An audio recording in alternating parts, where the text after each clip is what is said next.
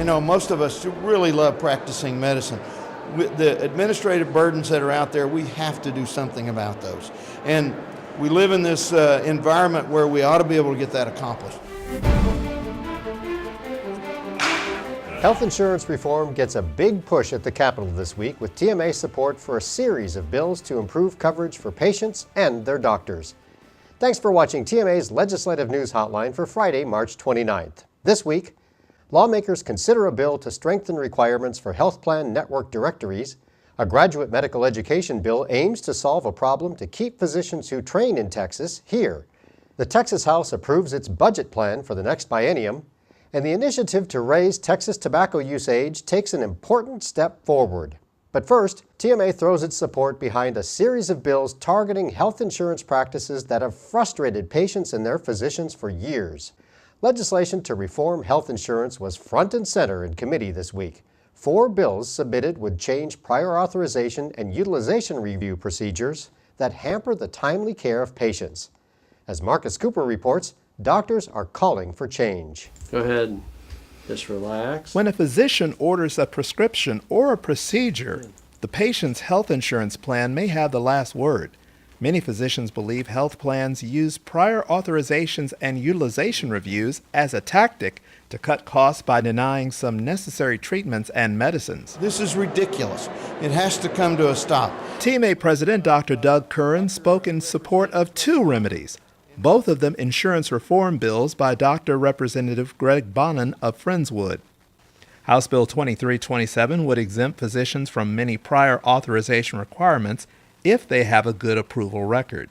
The bill promotes transparency by requiring health plans to inform physicians and patients of the medical costs and requirements in advance. The second bill, House Bill 2387, requires utilization reviews to be done by a Texas licensed physician who practices in a similar specialty as the prescribing physician. Doctors are concerned about the negative effects of improper utilization reviews. It's about limiting patient care, and we have to make that crystal clear with the legislators, because when they understand that, they're after fixing the problem rather than allowing insurance companies to continue to abuse their privilege with patients and their attempt to limit patient care. Representative Julie Johnson of Carrollton filed 2 other prior authorization reform bills. House Bill 2408 removes prior authorization requirements for state-mandated health plan benefits, such as mammograms and cancer screening. House Bill 2520 would require health plans to use information gathered on a prior authorization form to give patients advance notice about the network status of physicians or providers caring for them, and the patient's financial responsibility would also be included. Both concepts would help eliminate surprise bills. The first bill would allow patients to get needed medical services without having to go through that additional barrier, that administrative barrier, and so it would improve patient care, no question.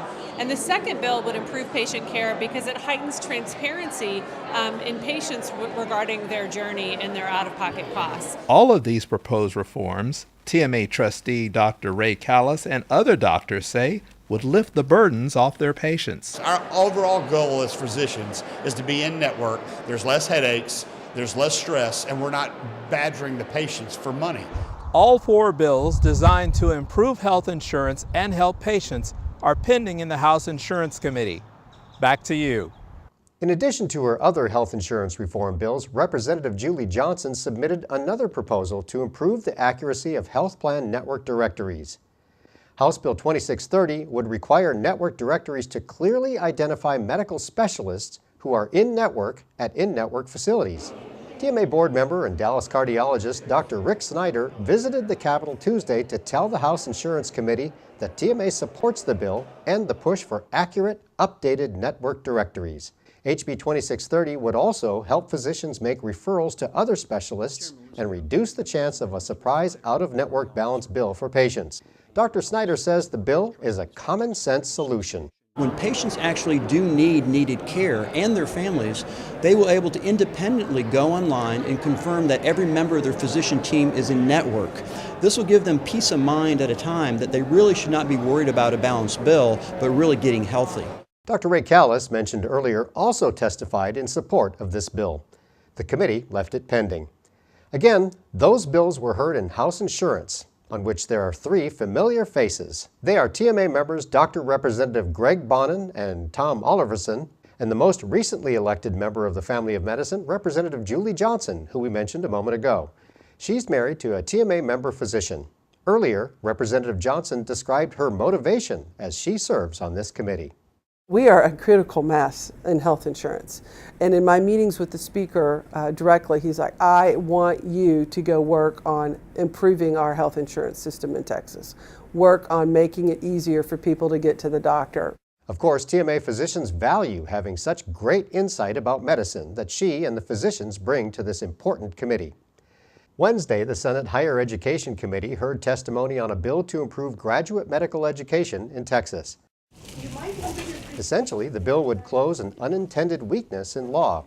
Currently, medical schools must have a 1.1 to 1 ratio of residents to medical students. That's good, but here's the catch.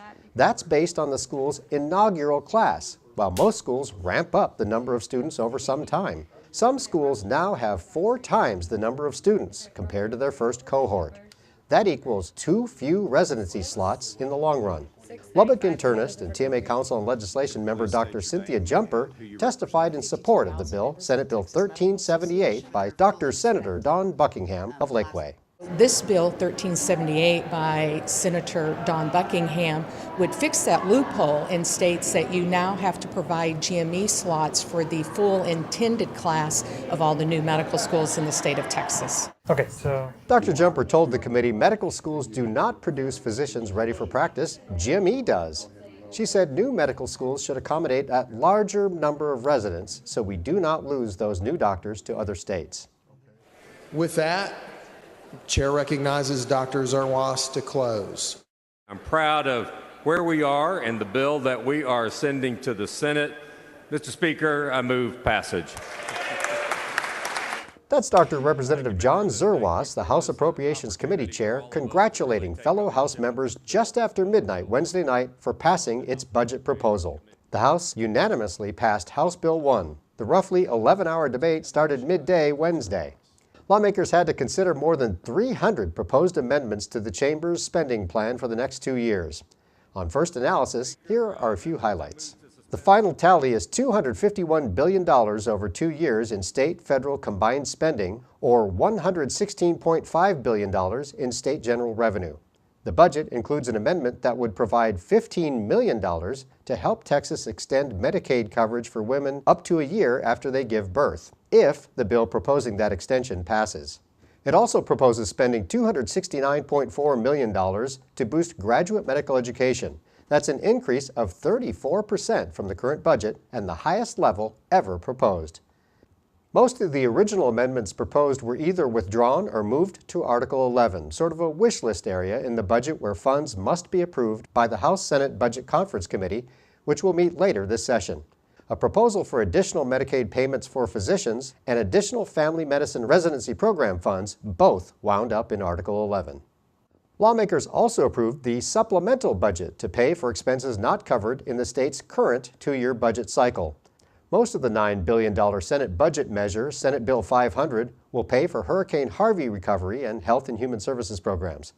House members allotted $4.3 billion from the state's Rainy Day Fund for the supplemental bill.